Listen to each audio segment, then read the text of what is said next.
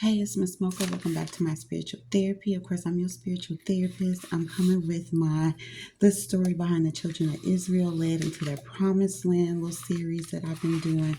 I'm actually on part 12, and it's about 3 chapters, which isn't too long. I'm just summarize it. I'm not gonna read it word for word, but yeah, all of this is what the children of Israel went through while they were led out of Egypt through the wilderness into the promised land that God had promised them that was flowing with milk and honey. And so they're almost there, and they've been led by Moses this whole time. And so this is my part 12, and it's Deuteronomy chapter 29 through 31. So, chapter 29 starts with the renewal of the covenant between God and his people, which is the Israelites, whom we be talking about all the time. So, but who God woke me up to be in. So, this is why I'm even interested in doing this, because somehow, some way, I'm one of the Israelites that was in the Bible. So real quick, I'm gonna get through this, and then I'll come back probably tomorrow or the next day with part 13, which is our final one. Okay, so it starts with the renewal of the covenant between God and the Israelites. God spoke to Moses. Moses spoke to the children of Israel, and he kind of reviewed the history, all that they've been through, and how God helped them get through it from Egypt to the wilderness. Now, how they defeated these people with God's help, of course.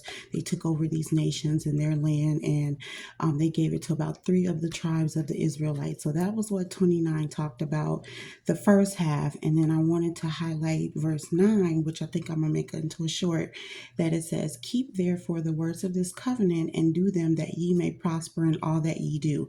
So that is not just for us Israelites, that's for everybody. But this is what he was telling the Israelites when they get there on their way: keep doing what he told them to do, what the words and the covenant that he made an oath with them on. And if they do that, they'll prosper. That's basically what he's saying. And then the second half kind of went over the Israelites standing before God, of course, renewing this covenant. And then it was the captains, the leaders of the tribes, the elders, the officers, the children, the wives, strangers, workers. All the Israelites were standing before God, and they entered into this covenant with him and made an oath with him, where he made the oath with them, the laws and everything we've been reading, and telling them to do them. And how he's going to make the Israelites his chosen people, his peculiar people, his specific people, and that he would be their God. And as he had said and sworn to their fathers, the great grandfather, the grandfather, and their actual father, so Abraham, Isaac, and Jacob. Then it starts to talk about life and good and death and evil, and the blessings and the curses. And it went over how to be blessed and how to be cursed, And so I wanted to highlight verse 29. So chapter 29, verse 29 says, "The secret things belong unto the Lord our God, but those things which are revealed belong unto us and to our children forever, that we may do all the words of this law." So whatever God reveals to us, he needs us to know, so that we can do what he's teaching us and not do what he's teaching us, not to do. And so chapter 30 talked more about the blessings and the curses. It got into how to get the curse up off of us if we are cursed, and how to keep the blessing on us once we receive our blessings. It talks more about God setting before us this day life and good and death and evil. So I feel like he's given us the choice to make. Which one we want, telling us which one we will get by the choices and decisions we make. Either we're going to be following his commandments and get life and good, or we're going to be not following his commandments and getting death and evil, or becoming evil and having death. And so that's what he talked about in chapter 30. And I wanted to read verses 15 through 20, because I feel like it's a good word.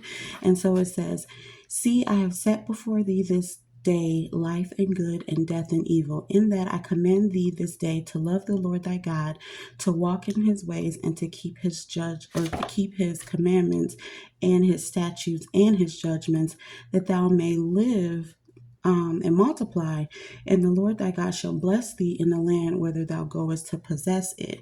Then it says, but if thine heart turn away, so that thou wilt not hear, but shall be drawn away and worship other gods and serve them, then I denounce unto you this day that ye shall surely perish, and that ye shall not prolong your days upon the land whither thou goest, or whither thou passeth over Jordan to go to possess it. I call heaven and earth to record this day against you, that I have set before you life and death, blessing and cursing. Therefore choose life, that both thou and thy seed may live, that thou mayest love the Lord thy God, and that thou mayest obey his voice, and that thou mayest cleave unto him. For he is thy life in the length of thy days, that thou mayest dwell in the land which the Lord sware unto thy fathers, to Abraham, to Isaac, and to Jacob, to give thee them. Okay, so yeah, that's what he wanted to go over, reiterate life and good and death and evil. But me reading on, reading more in the chapters, I feel like it both were placed on us, life and good and death and evil, because the Israelites at one point in time chose evil when they went and, betrayed God, turned their back on God. And so they brought death upon themselves. And we read that numerous times where they would make God angry. And he's trying to tell them choose life and good, and follow his commandments. Don't make him angry. Do what he's saying do. And so, yes, that's what those chapters talk about. And then lastly, Deuteronomy chapter 31, and then I'm going to be done. Okay, I don't want to make this too long, because I don't want them to get long and boring. They're interesting. The Bible's interesting, and me pulling out this journey is interesting, like series and stories. So I don't want to make it long and drawn out, because I want y'all to get it and feel the story. It's a real good story. So anyway, I'm talking too fast and I'm out of breath. Okay. Let me slow down. Chapter 31 starts with Moses speaking to the Israelites, how he's come to an end of his journey with them, that he was 120 years old and that he just couldn't go on anymore. Plus, God said he couldn't even bring them into the promised land. He could only lead them so far. So then it talks about how Joshua was to step in as the leader next. And so he gave them encouraging words, which is verse 6, where he says, be strong and of a good courage. Fear not, nor be afraid of them. For the Lord thy God, he it is that doeth go with thee. He will not fail thee nor forsake thee. And so he's just telling them, stay strong. Y'all can do it. Y'all can get there. Don't fear what's about to happen. Don't be afraid. God's with you. And then Moses calls Joshua up and speaks to him, also giving him them encouraging words, letting him know that it's time for him to lead the Israelites. And then he went and read the law to the Israelites and how to celebrate it.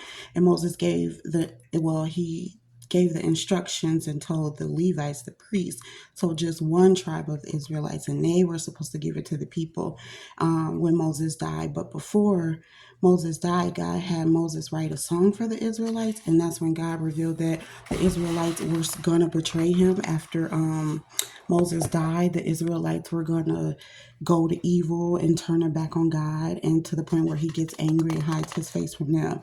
And so he had Moses write a song for them. He had Moses also write all of these books down that we've been discussing, write this law down and give to the Israelites give to the Israelites, but specifically give to the Levites, the priests, so that the Israelites can come to them and get the book of law when they needed to, so that they wouldn't betray God, but they did anyway. So that's how Deuteronomy chapter 31 ended, our part 12 of them being led to their promised land. So we'll come back with one more part 13, and that's going to finish off the book of Deuteronomy. So I hope you guys like this and enjoy as much as I do. And as always, thanks for listening.